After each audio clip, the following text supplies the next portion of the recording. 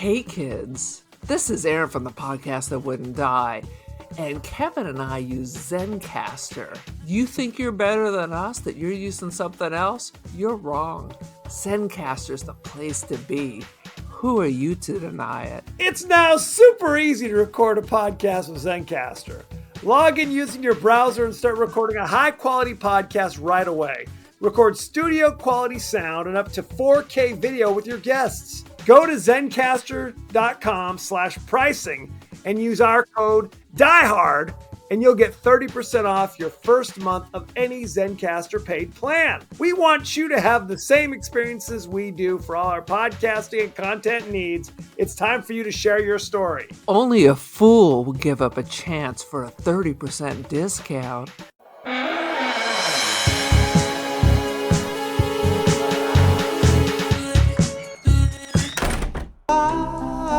I can't believe that in half an hour, I will be a part of the Ladomus Gaming Dynasty Empire. Dominion. We prefer Dominion. I honestly can't wait to be a part of your family.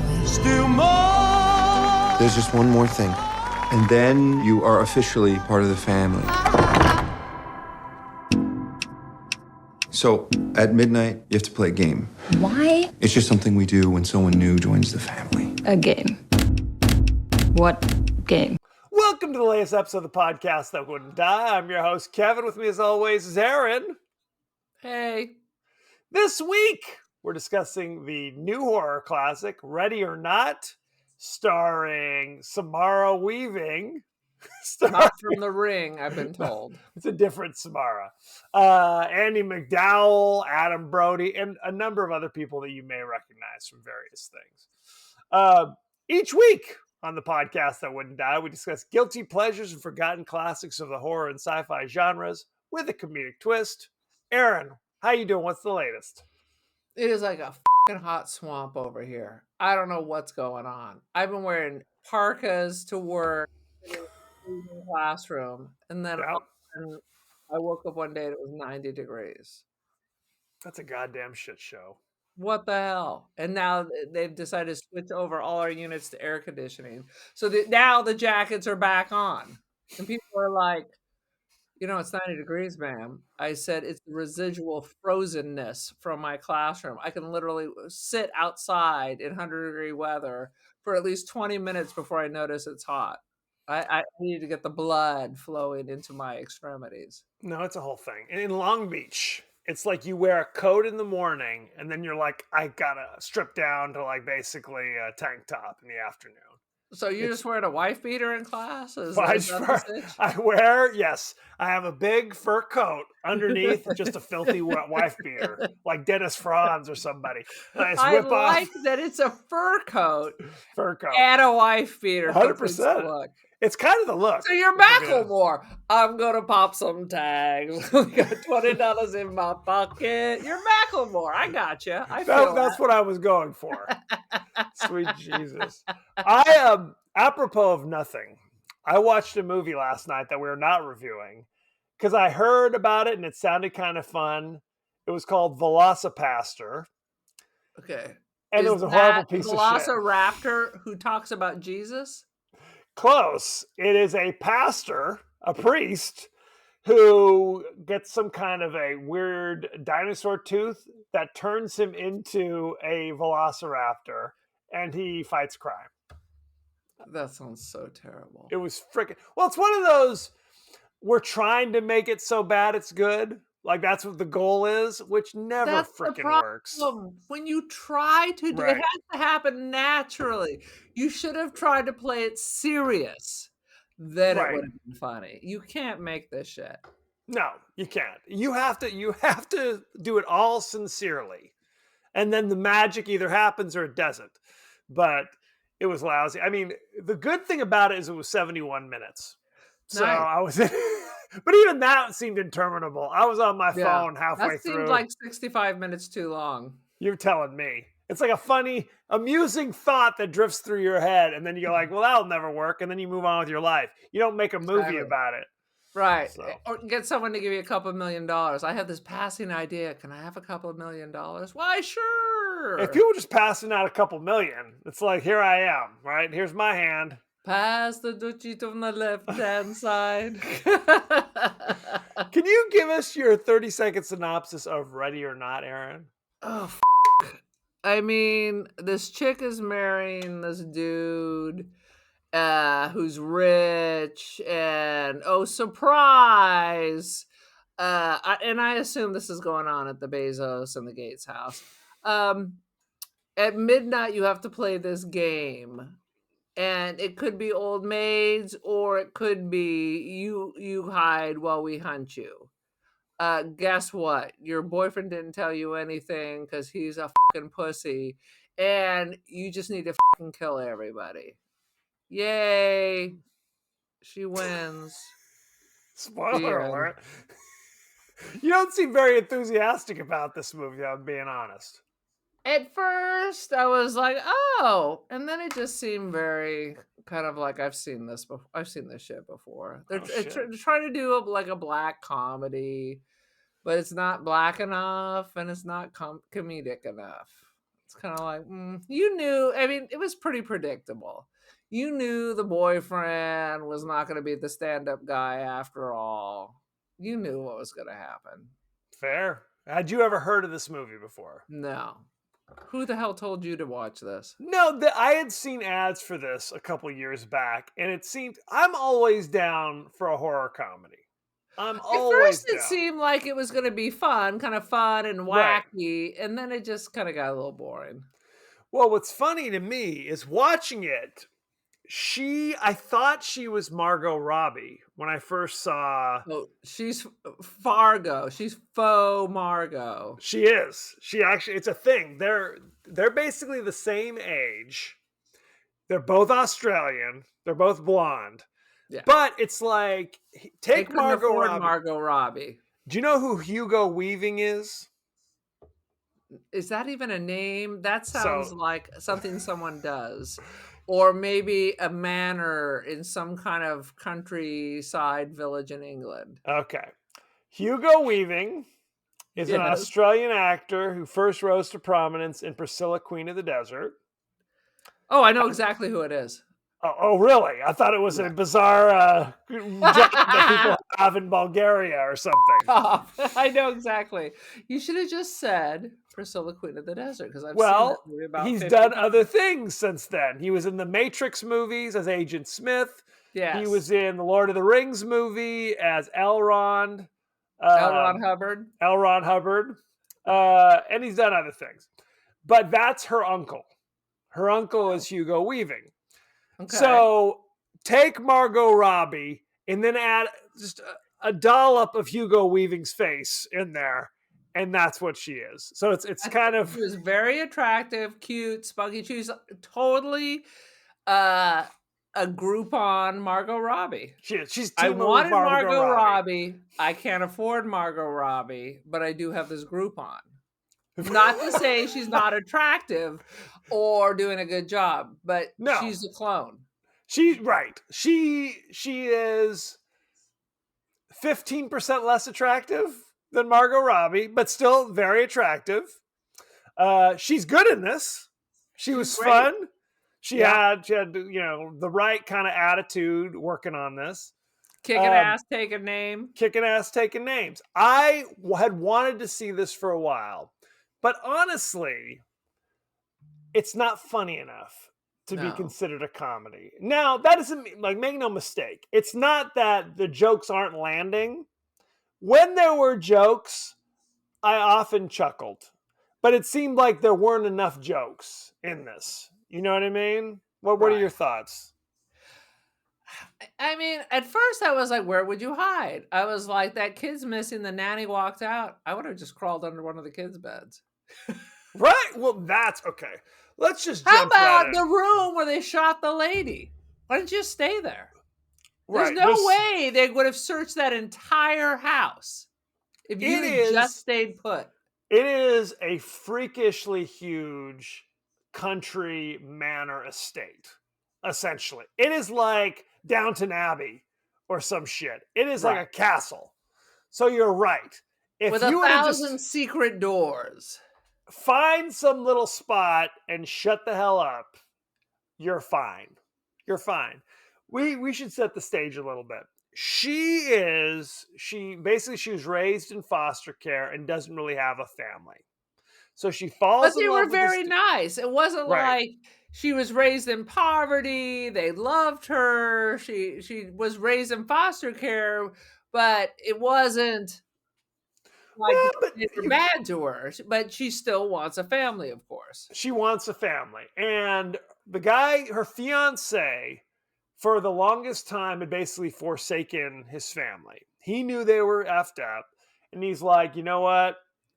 I'm going away and I'm going to be with this woman. And he would have happily not married her, just lived with her for his entire life. But she was not down with that. She was not down with that. And that was the thing. He basically said, I knew you wanted to get married. And if I didn't marry you, I knew you'd leave me.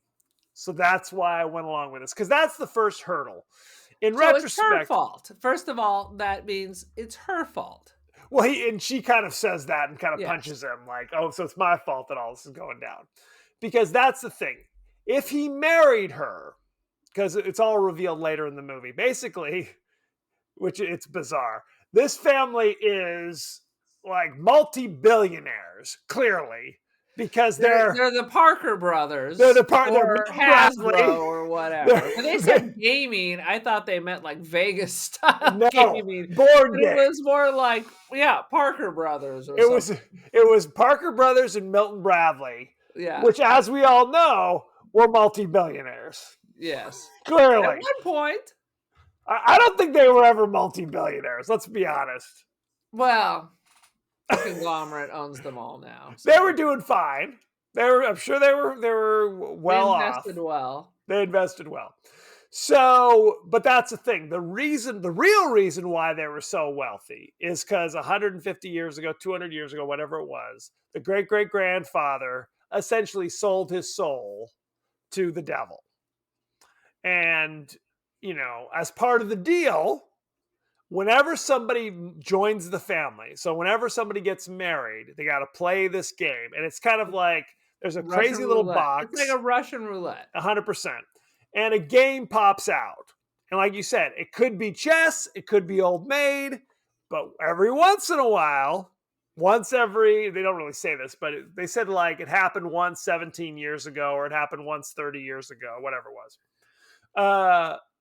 Hide and seek pops out of the card, and that's the reveal. And hide and seek basically means we're going to hunt you down, and the only way for you to win is if you survive till dawn. But if you survive, then the rest of us blow up. That's the grand reveal, that we all die. And he kind of says this. He believes it's the most dangerous game. They have to survive until the morning.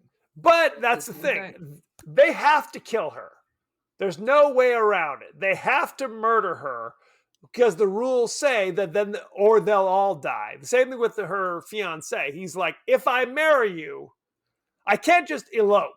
We can't just run off together and get an elope, because if we do, then we all die. Like, if I marry you, then we have to come back here. We have to play the game and just cross our fingers that just something innocuous comes out. How about that's basically what he's doing. How about just tell your wife, here's the reason? He can't do that. Why? Because then she'll leave him. That was his whole thing. He kept saying that if you realized who we really were, you'd leave. He got what he got because you don't want to be with him anyway, because he's a liar. Well, that's the whole part of this is that you knew in the end there was no third route, right? Right. If she lived, he was going to die, right? So he either is going to sacrifice himself. But nobody was 100% sure on this. Because they had never tested it. They'd never tested it. All these young people were ready to just start, even though it had never happened in their time, they're all ready to grab a gun and start hunting someone. Right. Well, I think the reason they do that, because one of the kids, there's the younger sister who's a coke addict and kind of a dingbat. Right. she's married to some douchebag in France and they missed the wedding. They show up after the wedding to participate in the event. They have 2 kids. One of them's name is Georgie. And they establish that that kid is kind of just as evil because he takes a shot at her and shoots her in the hand. Right. The reason they do that is because when they all start blowing up, those kids blow up too because they're Yes. part of the family. Because they're part of the family. And that would be horrible. Why doesn't she blow up as she is also part of the family? Because that's an interesting question. I think what it is that you have to prove you're one of them. That there's some aspect of you have to prove you're one of us.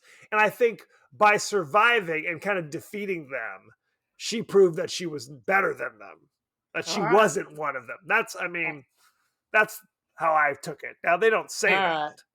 Although when you see the ghostly devilish character in the chair, he kind of gives her like a thumbs up or a nod of the head or nice work. Does that mean she inherits everything?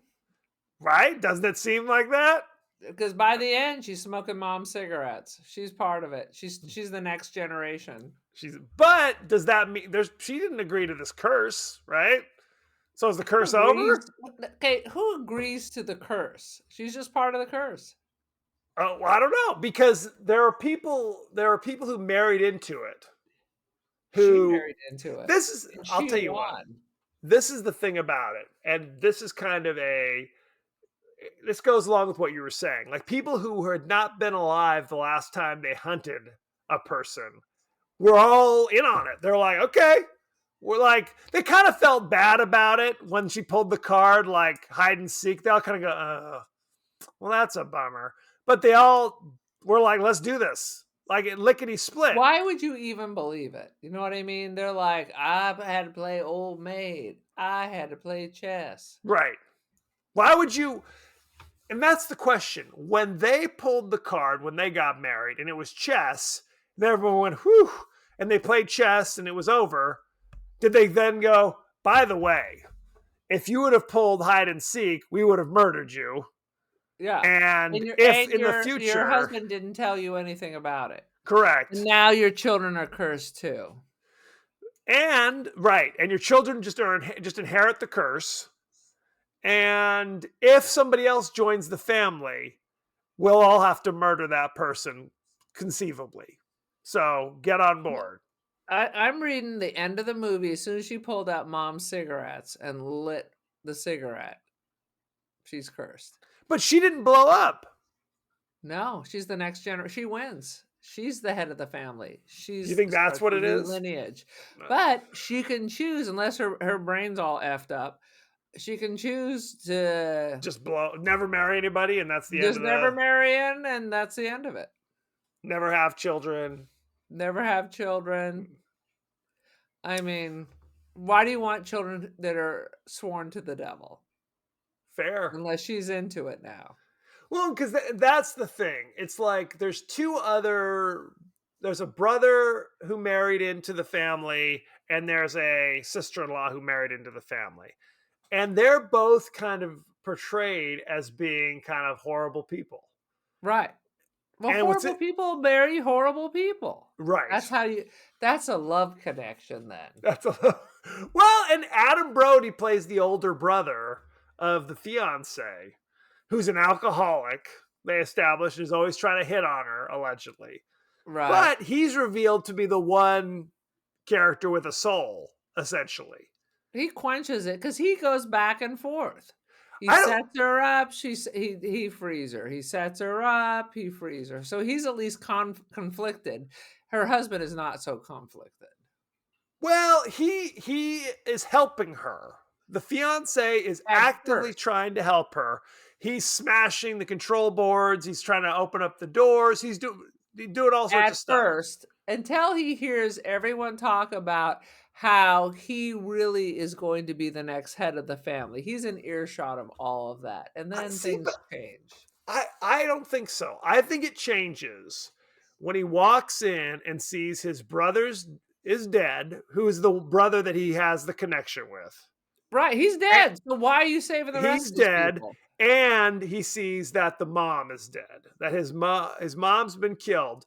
Then he walks in and has a conversation, and he basically looks at her and goes, there's no way you're gonna be with me after this, is there? And that was it. He flipped the switch, and now he's all in. I'm not justifying why he did it. He's a piece of shit. He has to be in that situation, and now I don't love you. I don't love you is basically what it is. Because if it is I love you, then I'm still gonna help you get out. But if the love is conditional on the fact that you're gonna be with me, then he is an asshole. He has to be from jump. Right. Yeah. Well, and that's the thing. It's like what he who is he saving? He's saving the assholes. The people who he's saving himself too. And well, he's not so sure that half of the young people are not like really sure that this is a real thing. Well, they're sure enough to try to murder her. Right? I mean, the one person, most of the in-laws were, I'd rather be dead than poor, or I'd rather be dead than not have this lifestyle. Not even poor. Just not have it was very White Lotus. That's what Parker Posey says. I would rather be dead than lose what we have here. I could never go back to having to work, or she's too comfortable. Well, they kind of established that. Like even Andie MacDowell, they made she really played up her accent like she was kind of from the wrong side of the tracks kind of thing. Kind of like very much like, yes, I was just like you before I married into this. So it was very much like before I sold my soul. Correct. Well, and there's a scene where Adam Brody is talking to his wife about Samara Weaving, saying basically like, she hasn't sold her soul. She still has her soul.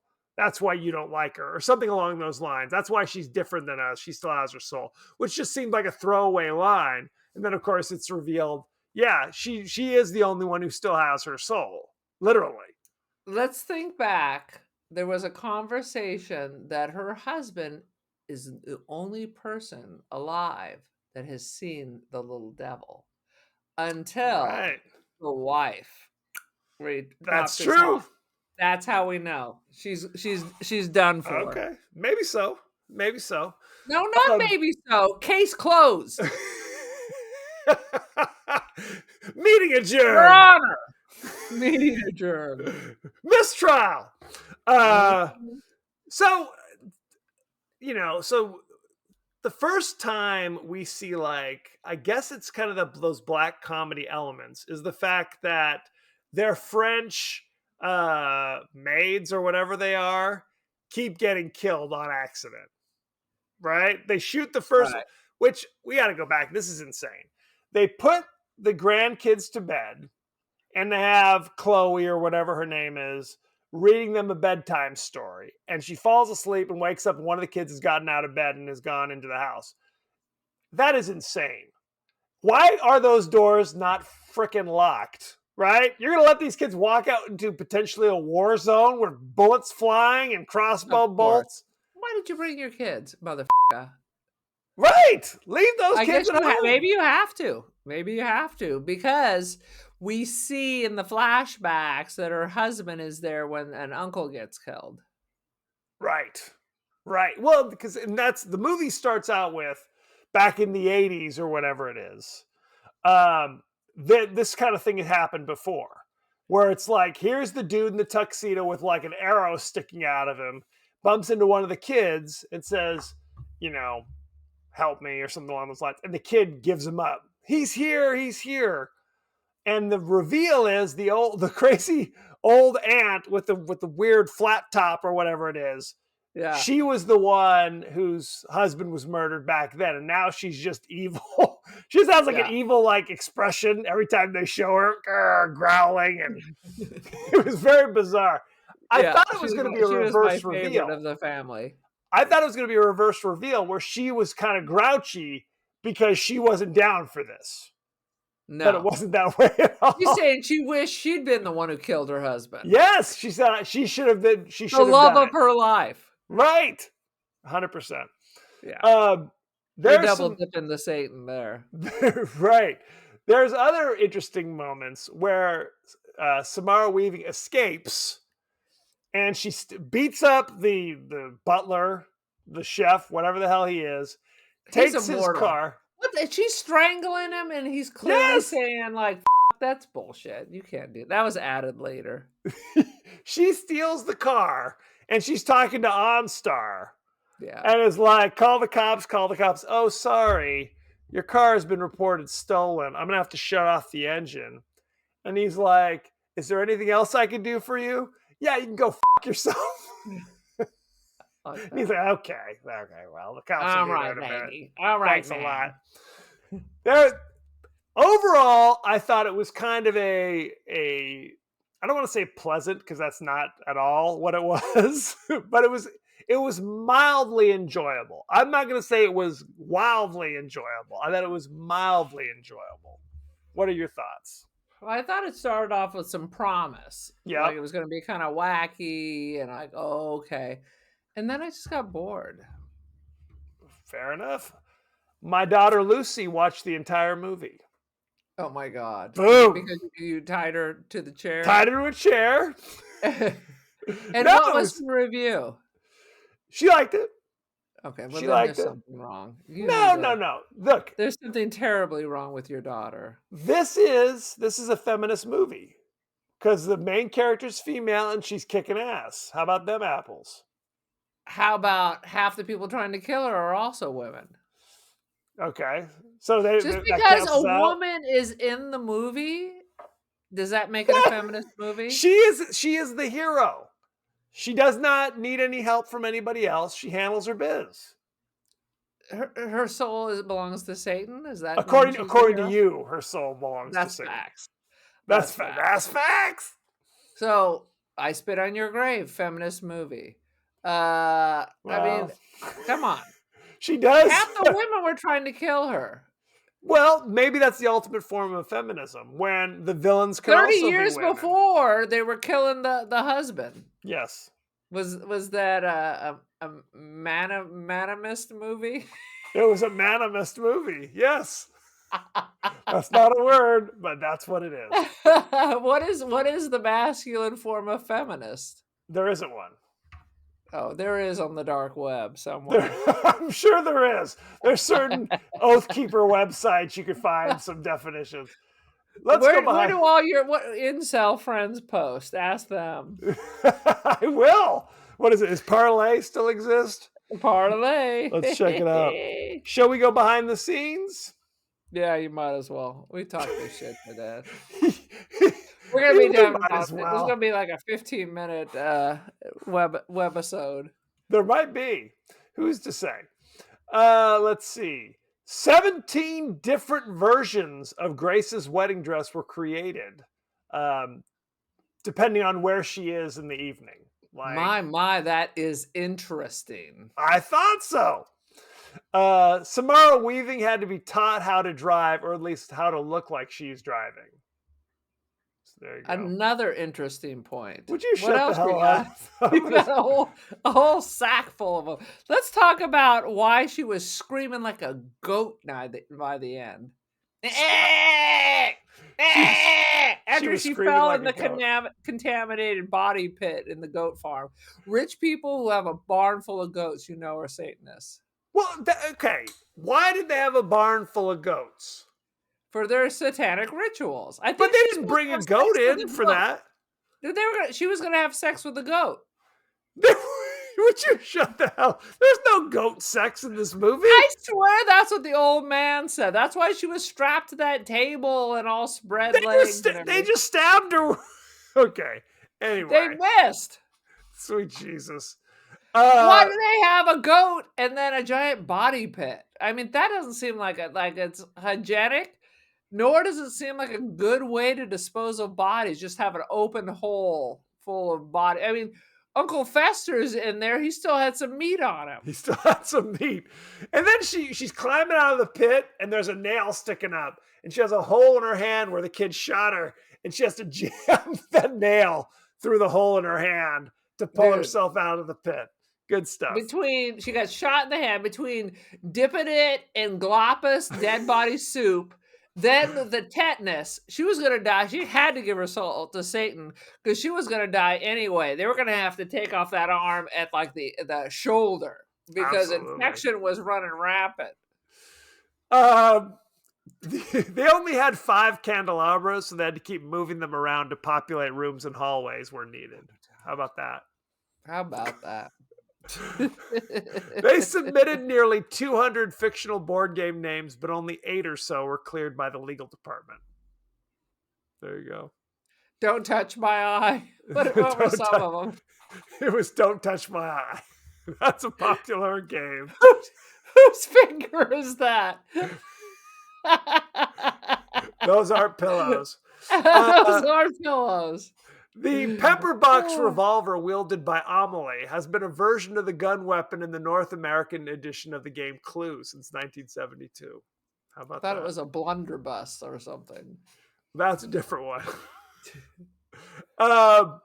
Within LaVeyan Satanism, the term Shem Hamaphorash is used during rituals as outlined in the Satanic Bible, and it's essentially the equivalent of Hallelujah. So we were talking about my friend who is a Satanist. Yep. It was the Anton LaVey Bible. There it is. He used to go to a coven or whatever in Oakland. Margot Robbie was considered... It's a lot of unattractive people having group sex. So just imagine that. I'd rather not imagine that if it's all the same to you. It's kind of like in Midsummer when there's all those ladies. Now match it with men. And in a group grope. We've said that it's basically like watching an episode of Real Sex on HBO back in the 90s, where it's not attractive people doing it. Let's be honest. All right. Margot Robbie was considered for the role of Grace before Samara Weaving was cast. Because they saw how much Margot Robbie wanted. They said, let's get low rent Samara Weaving. I do love Margot Robbie, but I want her to do too. less. I do want her to do less superhero bullshit. Fair. I hate fucking superhero stuff. I'm so sick of it. The goat pit was the only set built for this film. Well, that's good to know. Wow. Hate to think the goat pit was there on its own. Sweet Jesus. Let's look at the cast and crew, shall we? Who played Black Phillip in this? That is a good question. Back-to-back devil worship movies. How about that? Yeah. After The Witch. Let's see. Directors, actually 2 directors. The first one is Matt Bettinelli-Olpin and Tyler Gillette. Hired? No, they're like a team. Like the Coen brothers. Pretty much. They're known for directing Abigail in 2024. Unfamiliar. You are absolutely familiar with Abigail. You told me about it. It's with the vampire ballerina. Oh, shit. I saw that at the theater. I already blacked it out. Sweet Jesus. I watched it and I said, we're not going to record that. They also directed Scream 2022 and Scream 6 in 2023, in addition to... Not impressed. Not impressed. Fair enough. Let's see. Samara Weaving played Grace. You know her from such things as Ready or Not in 2019. 3 Billboards Outside Ebbing, Missouri in 2017. I never saw that. That was on my list at one time. Guns Akimbo. Oh, no, I did see that. I did see that movie. That was a great movie. Guns Akimbo in 2019 and Mayhem in 2017. How about that? Mm-hmm.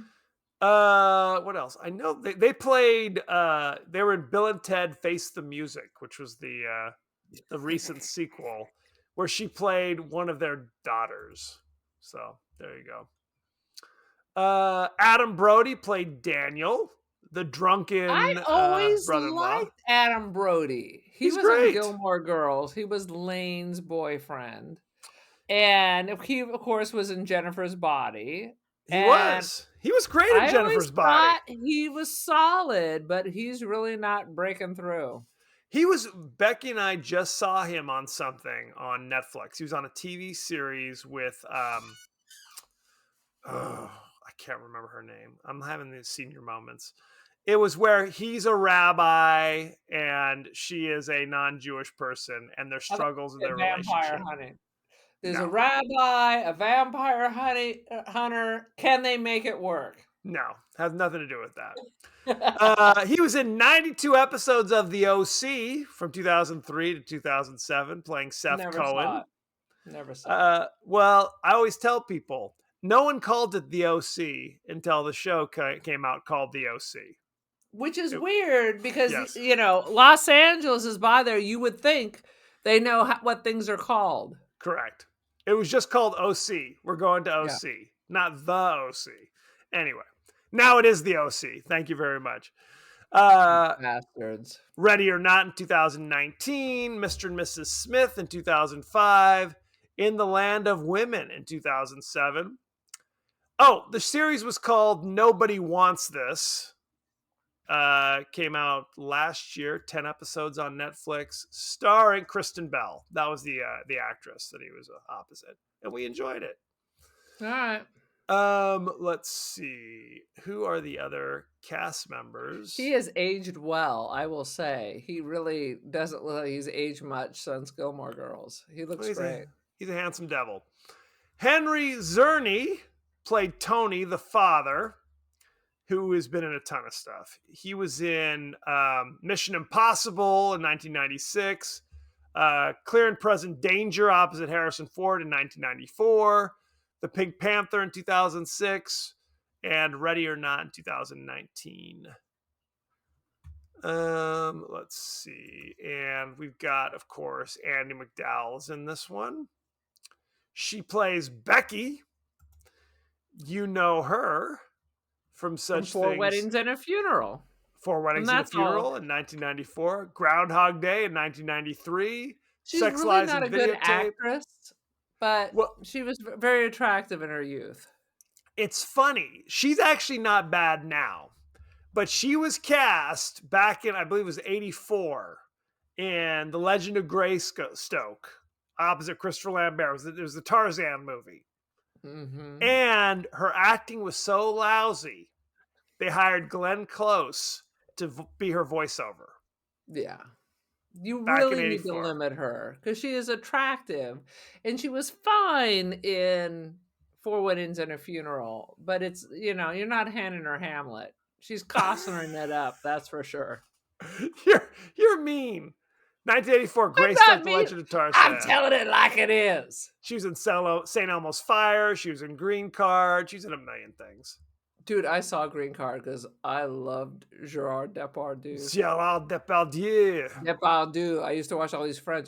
Maman of the Spring. Jean de Florette. I used to watch all these fucking foreign films. You still watch all those fucking foreign films. Let's be honest. Well, Gerard Depardieu is a little canceled these days.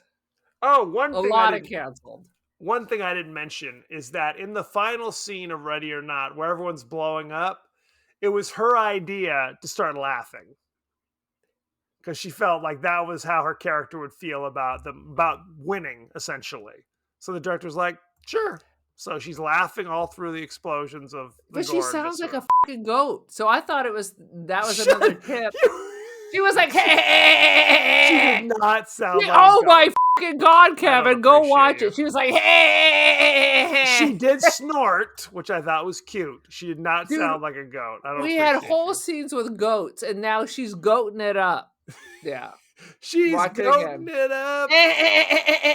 That's how she's laughing. It sounded like a goat. Let's look at the ratings, Santa shall we? Maria, Jesus Cristo. Look at the ratings. Ready or Not on Rotten Tomatoes currently has 89% fresh. No. Boom. You know what the audience gave it? This is what happens when you eliminate critical thinking from schools. You get 89% fresh for Ready or Not. Do you know what the audience gave it? The audience gave it a 64. 78. Yeah. Boom. Peter Travers from Rolling Stone had something to say. And it was, what a decadent blast to watch a comic takedown of the rich done with the rude energy of a horror thriller and the courage of its own manic anti-marriage convictions. 3.5 out of 5. How about that? He just gets paid to say crazy, ridiculous, way too nice things. Amy Nicholson from Film Week. He sold his soul. Perhaps. Amy Nicholson from Film Week says, it's predictable and sometimes a bit unsteady, but it was fun. What do you think about that? Disagree? Hard disagree? Let's say that I didn't like Knives Out, and this is so much less than that. Well, they're very different, Aaron. Are they? They're not the same thing. Are they? Is that right? We've got our patron saint, the GPT, the ChatGPT AI edition of Rex Reed. Rex, what is your review? Not really, Rex. What is your review of Ready or Not? This is what ChatGPT had to say. Ready or Not is what happens when Clue gets drunk on Red Bull and slasher cliches, gory, goofy, and more fun than it has any right to be, even if it thinks it's cleverer than it is. So, thank you for that, Rex Reed. Aaron, what is your review of Ready or Not? My review is you got to get ChatGPT to also do it in the voice of Rex Reed. Is that a thing? Maybe it's a thing. Know. You don't like my voice? Is that what you're saying? It's no Rex Reed, sir. My review starts off strong, becomes predictable and banal, boring. I am going to give it a solid 2.5 out of 5. Satan, take me away from this boring depth of despair. I feel like if I was the horse and Atreyu was trying to pull me out of the swamp, I'd say, Atreyu, just let go. You take Atreyu with you, is what you do. No, give me a little motherfucker. You're going down too. Let me go, Atreyu. I disagree. Yeah, because you're wrong. You clearly hate this movie. I do not hate it. I thought it was decent. I was robbed of a good time. I wished it would have been a little funnier. Other than that, I thought it had genuine, good, strong moments. I'm going to give it 3.75 out of 5. So what? Yep. What? I enjoyed it. I didn't you love rated it. Almost the same as Salem's Lot. No. I take that back. The Shining. I think that's the same rating for The Shining. It is. I said I don't even Shining, know. You don't even know your rating scale. I said Shining, 2.25. Ready or Not, 3 3.75. 5.0. 5.0. 5. Can I go above 5 for this one? I think that's the best thing to do. It goes to 11. It is decent. Maybe a little bit better than decent. I'm not saying I need to see it again. It's fine. But if I was walking through a room and somebody was watching it, I might pull up a chair and watch a little bit of it. I didn't hate it. So there you go. How you like them apples? No can do? I can't go for that. No. Any last thoughts of Ready or Not? I may have liked it slightly more than Ready Player One if we're discussing movies with the word ready in it. Fair. So, thank you very much. Go to our page across social media. We're on Threads, we're on Blue Sky, we're on Instagram, we're on TikTok, we're on YouTube. You could be watching our smiling faces right now. Angelic faces. Angelic, cherubic. You can email us, the podcast that wouldn't die, at Gmail. We're on Apple Podcasts, Spotify, anywhere the finer podcasts are available. So don't forget to like, share, rate, and review. won't you? Won't you please? Aaron, what is your social media situation? I'm on Flickr and I am on the gram. The Cult of Aaron. Join the cult. I have some artwork and Instant Dreams Gallery on First Dibs and Artsy. Check it out. Polaroid, baby. Polaroid. Boom, boom, boom. So check out that good stuff. Next week, we're doing a movie I have never seen and Aaron has never seen before. It's called Uh-oh. The Blackening. It is, let me read this to you. I saw this. Is I was that like watching. the book Black Like Me? Is this racist? What's happening? That's a deep pull. That's a deep pull.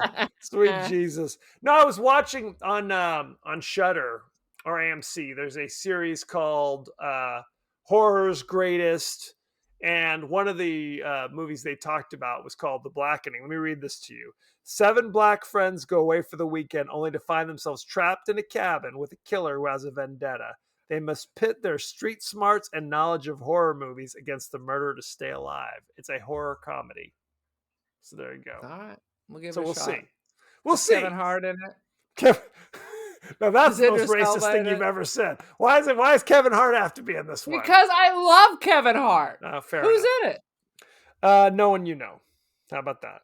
Fantastic. How do you know who I know? I know many things. Where can you watch The Blackening? If you have Stars, it's on there for No. free. No. It's on Philo. I'm unfamiliar with that, with a subscription. Like pedophilo? Yes, that's exactly what I meant. It's on Apple TV, Amazon Prime, YouTube, and Fandango at Home for the low price of $3.99. So it's a thing. So check it out. Send in your favorite scenes, favorite quotes, comments, and questions, and maybe we'll talk about it on the show. So thank you very much, and be well. Be well, children.